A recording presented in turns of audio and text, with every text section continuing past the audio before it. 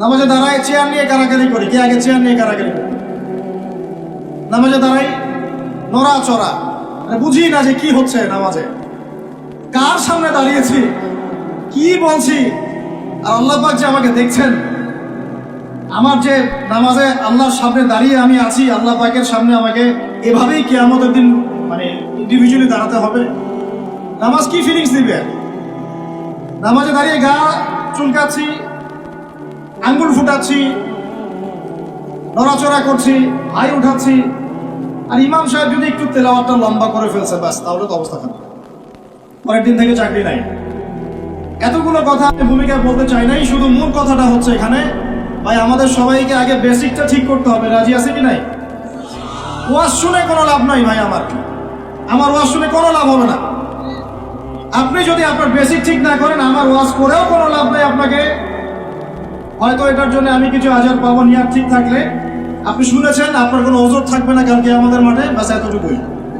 তা আদতে এই বাংলার জমিনে দিন কায়েম হবে না। আর আমার মনে হয় না যে আমরা সবাই চাই যে আমরা দিনটা কায়েম করি, আমার মনে হয় না আমরা সবাই এটা চাই। গুটি কয়েক কিছু মানুষ চায়, বাকিরা মনে করে কি দরকার এত ঝামেলায় যাওয়ার, কি দরকার, ভালোই তো আছি, স্ত্রী সন্তান বউ বাচ্চা নিয়ে আসি, চাকরি বাকরি করছি, ব্যবসা বাণিজ্য করছি, খাচ্ছি যাচ্ছি, এভাবেই কবরে যাব। কয়জন ফিকির করে যে আমি একটা তাফসির লিখে যাই, বা একটা বই লিখে যাই, বা আমি অ্যাটলিস্ট কিছু হকের কথা বলে যাই, বা আমি অ্যাটলিস্ট একটা অ্যাসোসিয়েশন ফর্ম করি, দিনের জন্য কিছু করি, বা আমি অ্যাটলিস্ট একটা মসজিদ মাদ্রাসা করে তুলি, বা আমি যুবকদেরকে শিক্ষিত করার জন্যে বা দিনের পথে আনার জন্য কোনো ফিকির করি, বা আমি আলেমদেরকে একসাথে করার একটা ফিকির করি। কয়জনের এই ফিকিরগুলো থাকে আসলে? সেলফি, ভিডিও, ছবি, এই মানে বাহ্যিক আবেগ, এগুলো দিয়ে ভাই কিচ্ছু হবে না। আমার আগেও এখানে বসে বসে, এরকম মঞ্চে বসে বসে বহু বরেণ্য ওলামায়ে কেরাম ওয়াজ করে গেছেন বাংলার মাটিতে, এবং তাদের অনেকেই কারাগারে চলে গেছেন। বহু মানুষ তাদের ওয়াজ শুনে ঠিক ঠিক বলতো, গরম গরম বক্তব্য দিতেন, এবং মানুষও ঠিক ঠিক বলতেন, জনগণও তাকে আর উস্কে দিত যেন সে আরো গরম বক্তব্য দেয়। হ্যাঁ, বিশ্বাস করেন, বিগত তারা যখন নাই, বিগত 1 বছর 2 বছর 3 বছর 4 বছর 5 বছর চলে যায়, ওই ঠিক বলা জনগণ একবারও তাকে খোঁজ দিতেও যায়নি, একদিনও দেখতে যায়নি তাকে, একদিনও তার পরিবারের খবর নেয় নাই, একদিনও জানে নাই তার স্ত্রী কিভাবে রাত কাটাইছে, একদিনও তার সন্তানের খোঁজ নেয় নাই, তাকে এই বিপদ থেকে মুক্ত করার জন্য টাকা পয়সাও খরচ করে নাই, মামলা মোকদ্দমায় দৌড়াদৌড়ি করে নাই। আমরা ফ্যান্টাসিতে দিন কায়েম করতে পারবো। আমার কথা একটু তিক্ত, কিন্তু কথাগুলো বাস্তব। আজ না হোক কাল বুঝবেন ইনশাআল্লাহ। এখন 2023 সাল চলছে, 1444 হিজরি চলছে। 1444 মানে নবী সাল্লাল্লাহু আলাইহি ওয়াসাল্লাম 1444 বছর আগে দিন কায়েম করে চলে গেছেন পৃথিবীতে। 1444 বছর পর এসে আমরা এগুলো নিয়ে কথাবার্তা বলছি। আমরা জানি না আমাদের সামনে জাতিগতভাবে, বৈশ্বিকভাবে, আর এমনিতেই ইউনিভার্সাল কতটুকু সময় বাকি আছে, আমরা এটা জানিও না।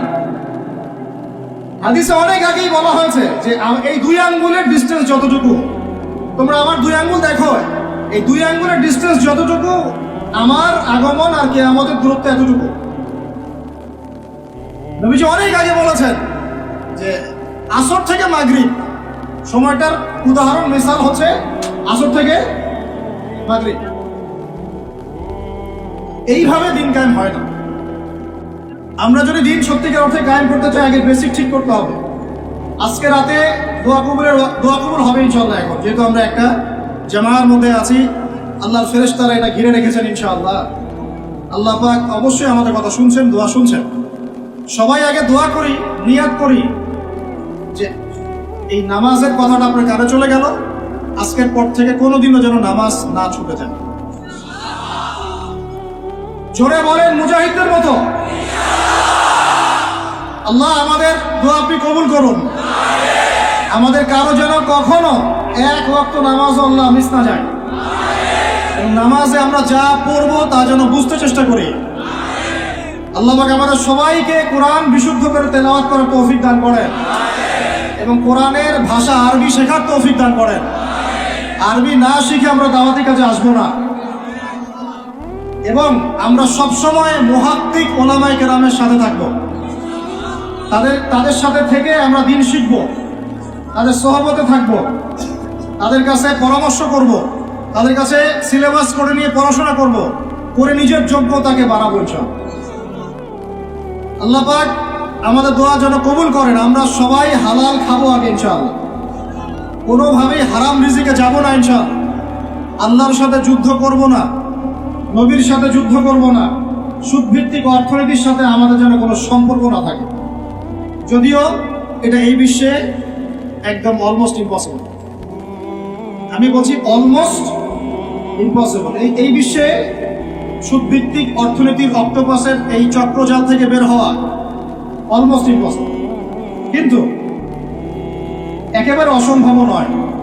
আল্লাহ পাক যদি তৌফিক দেন আর আমাদের নিয়ত যদি ঠিক থাকে, ইনশাআল্লাহ চেষ্টা করলে আল্লাহ পাক রাস্তা দেখাবেন ইনশাআল্লাহ।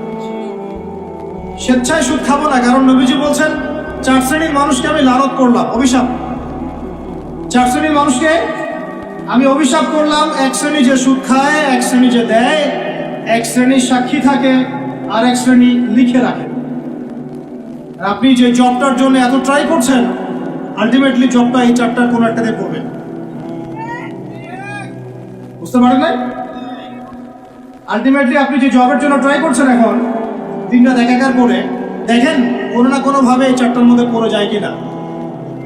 পড়ে গেলে আপনার আমার উপরেও নাউজুবিল্লাহ আল্লাহ নবীর লানত অভিশাপ চলে আসে। এদিকে যাচ্ছি, আল্লাহ হেফাজত করুন। আর ভয়ঙ্কর হাদিস তো অনেকদিন বলেছি, অনেকদিন শুনেছেন, আবারও শুনেন, কারণ আল্লাহ পাক সূরা আর রহমানে একই আয়াত 32 বার রিপিট করেছেন। কতবার? ফাবিআইয়ি আলাই রাব্বিকুমা তুকাযিবান। একটা আয়াত এতবার বলার কি দরকার ছিল? আল্লাহ পাক কি কোরআনের শব্দের অপচয় করেন? কোরআনে কি একটা শব্দের অপচয় আছে? যুলকারনাইন বাদশাহ বা অনেকে নবী বলেন আলাইহিস সালাম একটা কওমের কাছে গিয়েছিলেন, দেখলেন তারা সূর্যের আলো থেকে রক্ষা করার জন্য কোনো সভ্যতা ওদের কাছে নাই। ওই পুরো সভ্যতার বর্ণনা আল্লাহ পাক একটা শব্দের মতো দিয়েছেন, কাযালিকা। কাযালিক, তারা এমনই ছিল, কাযালিক, তারা এমনই ছিল, তা শেষ। ওইটারই তাফসীর করেছেন কত বড় ওলামায়ে কেরাম। তাহলে সেই কোরআনে আল্লাহ পাক একই আয়াত এতবার রিপিট করলেন কেন? কারণ আল্লাহ পাক আমাদেরকে তার নিয়ামতগুলো চোখে আঙ্গুল দিয়ে দেখাই দিচ্ছেন, আর কোন কোন নিয়ামত তোমরা অস্বীকার করতে চাও। ওই জন্য আবারও বলছি, সুদের কথা আগেও বলেছি, আবারও বলছি, হাদিসটা আবারও শোনেন। যে ব্যক্তি সুদ খায় সে যেন তার মায়ের সাথে জেনা করে। যে ব্যক্তি সুদ খায় সে যেন তার মাকে বিয়ে করলো। আল্লাহর কসম, আল্লাহর কসম করে বলছি। আর এই কথাগুলো বলার পিছনে আমার আল্লাহর সন্তুষ্টি ছাড়া কোনো স্বার্থ নাই। আল্লাহর কসম যে আমরা বাংলার জমিনে এই বিশ্বের চন্দ্রে দ্বারা নিয়ন্ত্রিত এই অর্থ ব্যবস্থার মধ্যে ঢুকে পড়ে আমরা প্রত্যেকটা মুসলিম কান্ট্রি, শুধু বাংলাদেশে না, প্রতিটা মুসলিম কান্ট্রিতেই এখন সুদ ভিত্তিক অর্থনীতি চলছে। এবং আল্লাহর কসম করে বলছে আমরা মুসলমান হয়েও এখনো নিজেদের মায়ের সাথে জেনা করছি না। 7টা বিয়ে জায়েজ না জায়েজ এটা নিয়ে আপনারা প্রশ্ন করেন, কারণ হচ্ছে ভাইরাল ইস্যু, মজা লাগে, উত্তর আপনিও জানেন। কিন্তু সুদ দিয়ে যে মায়ের সাথে জেনা করতেছেন এই প্রশ্ন করেন না কেন? হ্যাঁ, বিয়ের সাথে নিয়ে প্রশ্ন করেন, দিন কায়েম নিয়ে প্রশ্ন করেন না কেন? শীতের দিনে বিয়ে করতে মজা লাগে না লাগে এইসব আলোচনা হয়, আল্লাহর জমিনের দাওয়াত জিহাদ নিয়ে কথা বলেন না কেন? যুব সমাজকে কিভাবে আল্লাহর দিকে নিয়ে আসা যায়, একটা সূত্রে গেঁথে ফেলা যায়, বরেণ্য ওলামায়ে কেরামদেরকে কিভাবে একটা জামায়ার মধ্যে আনা যায়, একটা আমিরুল মুমিনিন নিয়ে আসা যায়, এইসব চিন্তা করেন না কেন? সারাদিন কি এইসব মাসলা মাসাইল শিখতে থাকবেন? সারা জীবন এগুলোই করতে থাকবেন? সময় নাই হাতে আমাদের। এই জায়গাগুলো কে পূরণ করবে? এই জায়গাগুলো তো খালি হয়ে যাচ্ছে দিন দিন, কে পূরণ করবে?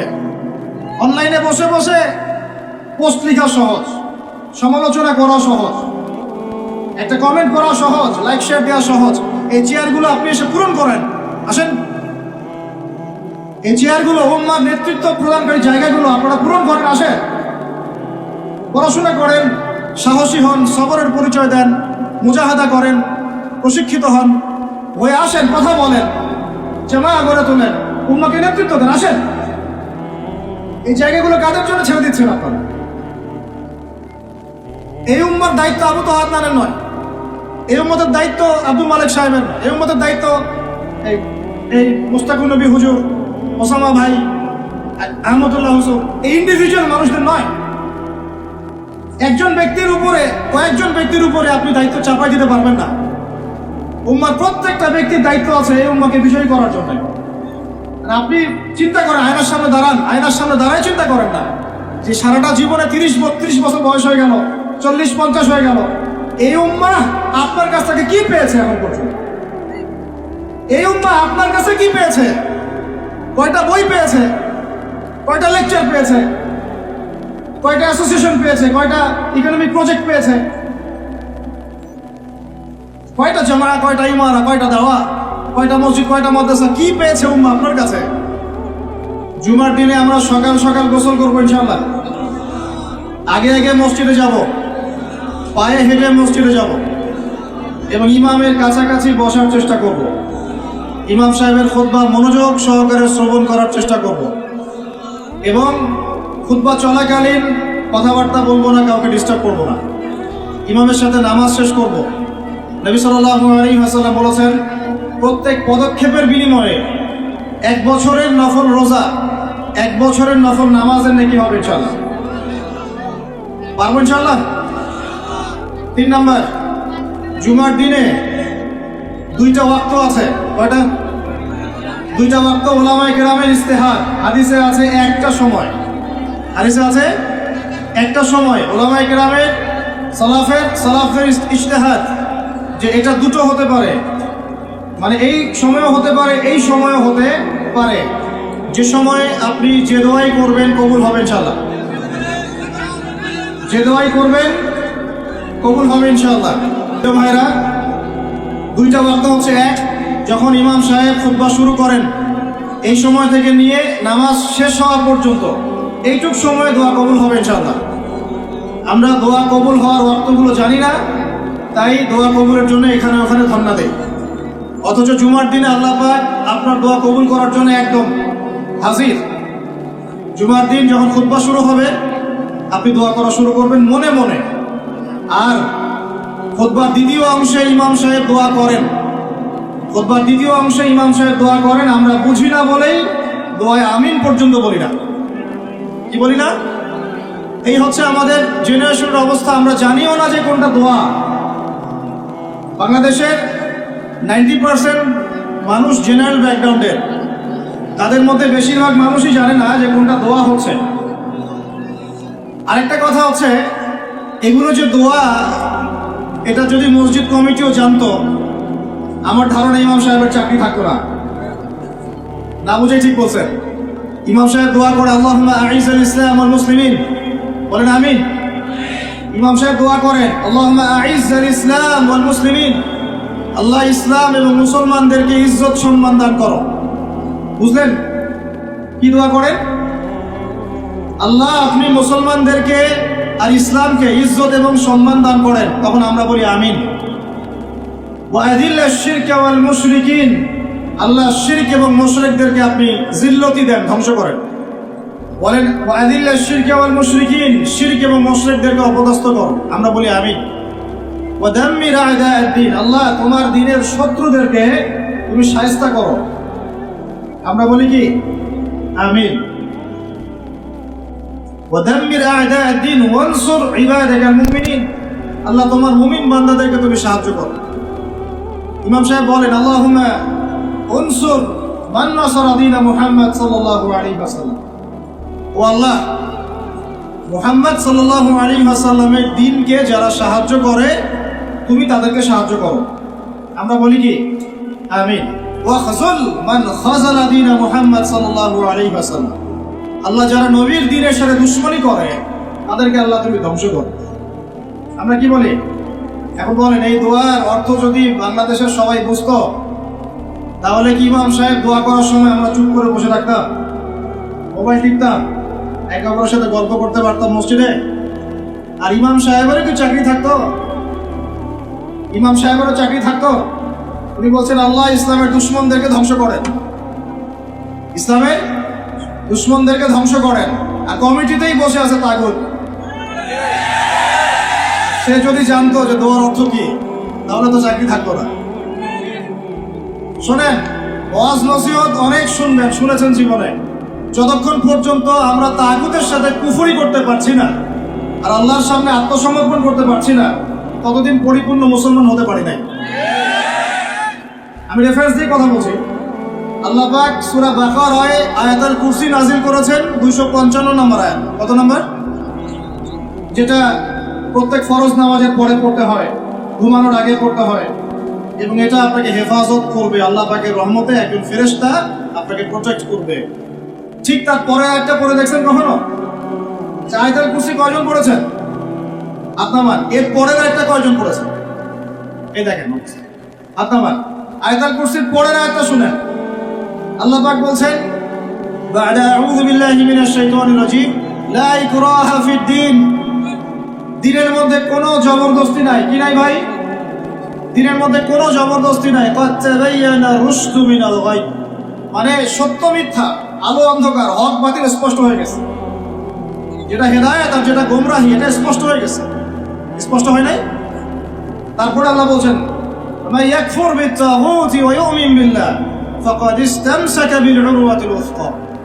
এই আয়াতটা তো আমরা অনেকে জানি না। আল্লাহ পাক বলেছেন, মা ইয়াকফুর বিত-তাগুত, যে বা যারা তাগুতকে অস্বীকার করলো বা তাগুতের সাথে কুফরি করলো, ওয়া ইউমিন বিল্লাহ, এবং আল্লাহর প্রতি ঈমান নিয়ে আসলো, ফাকাদ ইসতামসাকা বিল উরওয়াতিল উসকা, সে ব্যক্তি একটা শক্ত রশি আঁকড়ে ধরলো, লাম ফিসামা লাহা, যেটা কখনো ছিঁড়ে যাবে না ইনশাআল্লাহ। তাহলে আল্লাহ পাক এই আয়াতে বলছেন আপনাকে তাগুতের সাথে কুফরি করতে। কার সাথে? তাগুতের সাথে কুফরি করতে এবং মুমিন হতে। ঈমানদার হতে হলে তাগুতের সাথে কুফরি করতে হবে, আর তাগুতের প্রতি ঈমান রাখলে মুমিন হওয়া যাবে না। কথা বোঝা যাচ্ছে? তাহলে এখন ডেফিনেশন কি তাগুতের? কাকে বলে এটা? যেটার প্রতি কুফরি না করলে আমি মুমিন হতে পারবো না। এক, আল্লাহ বাদ দিয়ে যার ইবাদত করা হয় সেটা তাগুত। আল্লাহ বাদ দিয়ে যার ইবাদত করা হয় সেটা তাগুত। আল্লাহ বাদ দিয়ে এমন কারো দাসত্ব করা যেটা আল্লাহ রাব্বুল আলামিনের কোরআন এবং সুন্নাহ শরীয়তের মূলনীতির বাইরে, তাগুত। এমন কোন বিধান যেটার দাসত্ব করলে আল্লাহর কোরআনের বিধানকে অবজ্ঞা করা হয়, ওটাও তাগুত। এমন কোন সিস্টেম যে সিস্টেমটা আল্লাহ এবং তার রাসূলের বিধান মোতাবেক চলে না, গায়রুল্লাহর বিধান মোতাবেক চলে, ওটাও তাগুত। আমার কথা কি বোঝা যাচ্ছে? ভয় লাগতেছে? তাগুতের সাথে কুফরি না করতে পারলে মুমিন হতে পারবে না। এখন টপ টু বটম সব তাগুত, টপ টু বটম সব তাগুত। আমাদের উচিত ইসলামের মধ্যে এই আয়াতের অনুযায়ী আমল করা। আল্লাহ পাক বলেছেন, উদখুলু ফিস সিলমি কাফা, তোমরা পরিপূর্ণরূপে ইসলামে প্রবেশ করো, আংশিক প্রবেশ করো না ভাই। আংশিক ইসলামে প্রবেশ করো না, পরিপূর্ণ ইসলামে প্রবেশ করো। আমরা এখন পর্যন্ত নামাজও পড়ি, সুদও খাই, মাশাআল্লাহ। আমরা এখন পর্যন্ত নামাজও পড়ি, বেপরদায় চলি, নামাজও পড়ি, বছর বছর হজ উমরাও করি, মাঝে মাঝে দান সাদাকা করি, কিন্তু যাকাত দেই না। আমরা আল্লাহর বিধানের কথা বলি, মুখে কালিমা লা ইলাহা ইল্লাল্লাহর কথা বলি ঠিকই, কিন্তু অন্যায়ভাবে মানুষের উপর জুলুম করতেই আছি। আমরা লা ইলাহা ইল্লাল্লাহ বলি ঠিকই, তারপরেও লা ইলাহা ইল্লাল্লাহর একটা বিধানও বাস্তবায়ন করি না।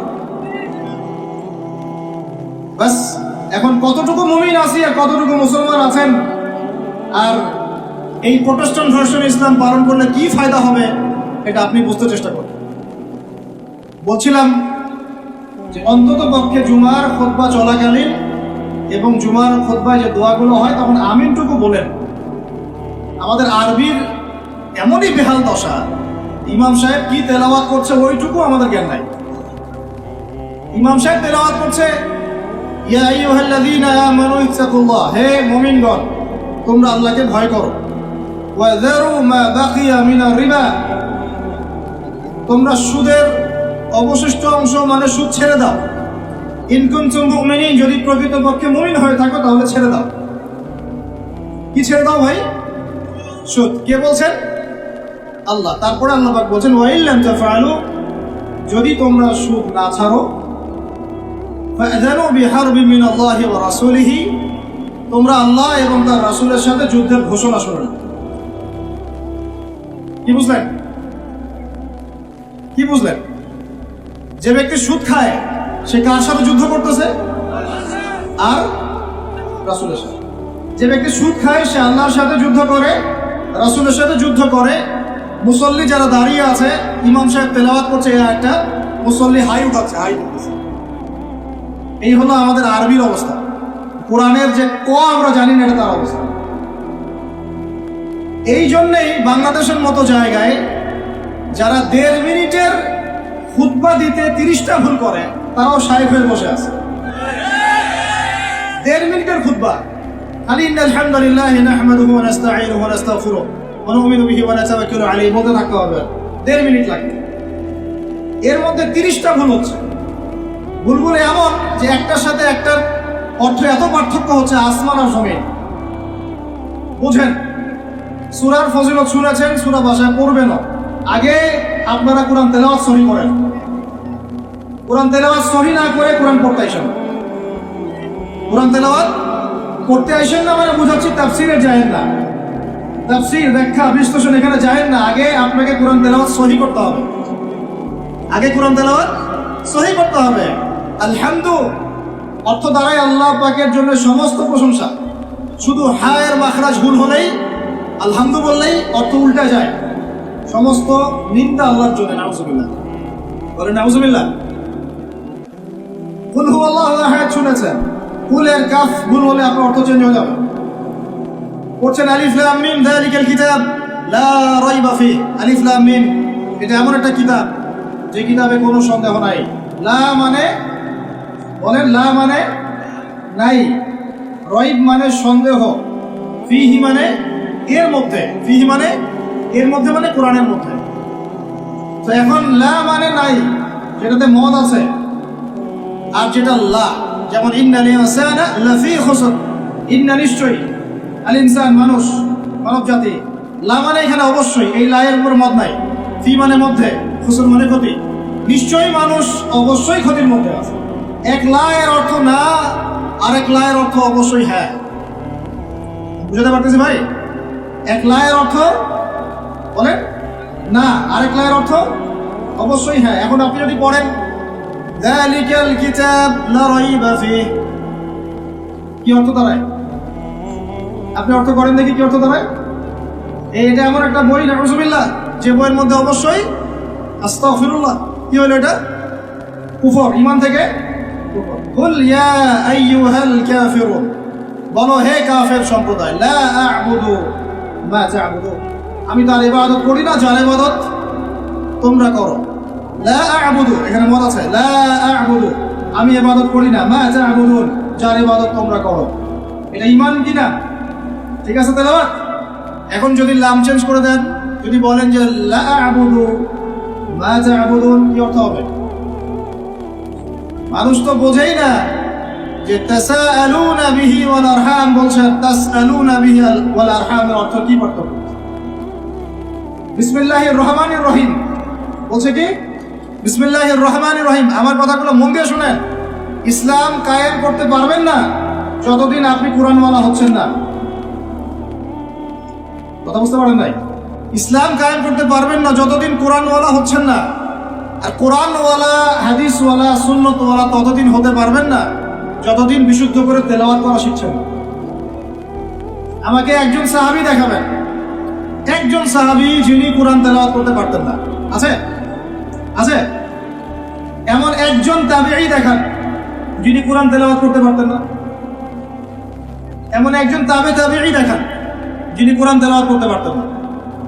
আমি আপনাকে বাংলাদেশের কয়েক কোটি মানুষ দেখাতে পারবো ইনশাআল্লাহ, যদি আমাকে অথরিটি দেওয়া হয়। যারা কোরআনের আলিফও জানে না, বাও জানে না। এখন আপনি এই জেনারেশনটাকে দিয়ে কি দিন কায়েম করতে চাচ্ছেন বাংলাদেশে? পারবেন? মনে হচ্ছে পারবেন যদি এদেরকে প্রশিক্ষিত করতে পারেন। প্রশিক্ষণটা হবে কিসের প্রশিক্ষণ? আগে ইলমের, তাজকিয়ার, ইমানের, তারপরে দাওয়াতের, তারপর জিহাদের। কথা বলা যায়? আগে ইলমের, আমলের, তাজকিয়ার, দাওয়াতের, জামাআর, ইমারার, তারপরে জিহাদের, এরপরে কামাতে দেন। আমি আস্তে আস্তে পয়েন্টে আসবো। আমার কথাগুলো মনে হয় আপনারা বুঝতে পারছেন না। বুঝতে পারছেন কি? আমি বুঝাতে চাচ্ছিলাম তেলাওয়াতে এইভাবে ভুল হয়। আর মানুষ এখন এইসব এই প্রাইমারি লেভেলের যোগ্যতা অর্জন না করেই মানুষ দিনের পথে নিজেকে দায়ী হিসেবে পরিচয় দেওয়া শুরু করছে। না, খুবই দুঃখজনক। এটা খুবই দুঃখজনক, অবমাননাকর এবং উম্মার জন্য ভয়ঙ্কর ক্ষতিকর। আর আমরা সাধারণ মানুষ অনেক সময় না বুঝে এ ধরনের মানুষকে অনেক উঁচু মর্যাদা দেওয়ার চেষ্টা করছি। না বুঝে এটা ঠিক হচ্ছে না, কারণ উপকার করতে গিয়ে ক্ষতি হয়ে যেতে পারে বেশি।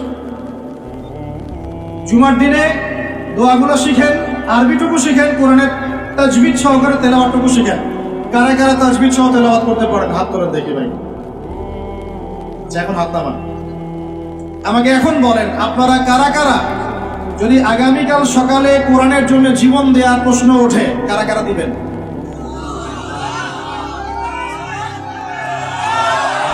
হাত নামান, হাত নামান। ওয়াল্লাহি আল্লাহর কসম করে বলছি আপনারা পারবেন না।